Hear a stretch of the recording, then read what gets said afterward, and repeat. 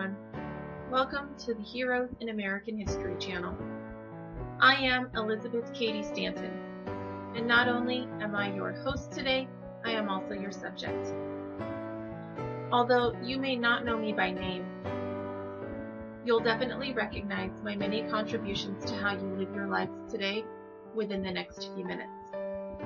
I'll start you off with a clue. I was very close friends as well as a mentor to Susan B. Anthony. Now sit back, relax, and get comfortable as I tell you my life story. I was born on November 12, 1815 in Johnstown, New York. I attended a female seminary school and graduated in 1832, at which time I began my involvement in the abolitionist, temperance, and women's rights movements. I soon married, and through all of my efforts, still raised 7 children. In July of 1848, I, along with several other women, held the Seneca Falls Convention, at which time we drafted the Declaration of Sentiments, in which we outlined that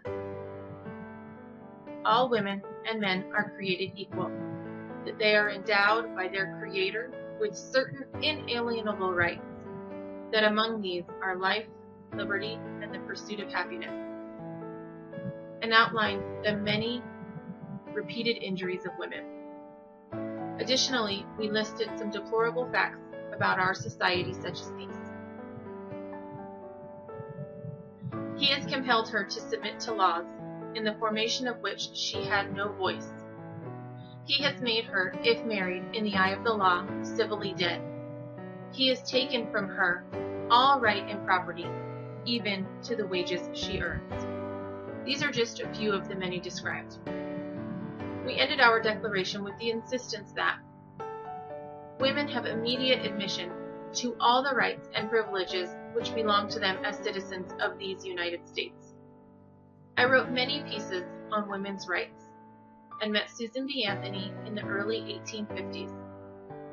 I was one of the leaders in promoting all types of women's rights, including the right to vote. I did quite a bit of traveling to give lectures and speeches, and called for the amendment to the Constitution that you now know as the 19th Amendment.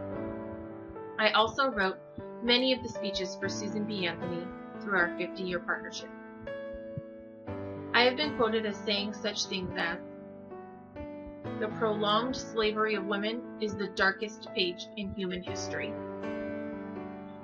We are the only class in history that is left to fight its battles alone, unaided by the ruling powers. White labor and the freed black men had their champions, but where are ours?" And, "Come, come, my conservative friend, wipe the dew off your spectacles and see that the world is moving." I spent a great deal of time and effort trying to abolish slavery during the Civil War.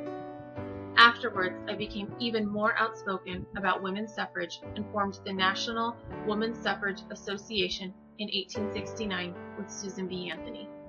I served as president for 2 years, all while publishing a weekly militant paper called The Revolution.